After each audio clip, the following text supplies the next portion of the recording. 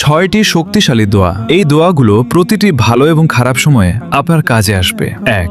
ভয় ও দুশ্চিন্তার জন্য দোয়া। হাসবুনাল্লাহু ওয়া নি'মাল ওয়াকিল। এটি হযরত ইব্রাহিম আলাইহিস সালামের দোয়া। যখন তাকে আগুনে নিক্ষেপ করা হচ্ছিল তখন তিনি এই দোয়া পড়েছিলেন, আল্লাহ তাকে রক্ষা করেছিলেন। 2. শক্তির জন্য দোয়া। লা ইলাহা ইল্লা আনতা সুবহানাক ইন্নী কুনতু মিনাজ জালিমিন। যখনই আপনি কোনো বিপদে পড়বেন এই দোয়া আপনাকে অন্ধকার থেকে আলোয় নিয়ে আসতে পারে। 3. জ্ঞান বৃদ্ধির জন্য দোয়া। রব্বি জিদনি ইলমা। 4. যে কোনো কিছু পাওয়ার দোয়া। রব্বি ইন্নী লিমা আনজালতা ইলাইয়া মিন খায়রিন ফাকির। এটি হযরত মুসা আলাইহিস সালামের দোয়া। যখন তিনি একা ও বিপদে ছিলেন তখন এই দোয়া করেছিলেন, আল্লাহ তার জন্য পথ খুলে দিয়েছিলেন। 5.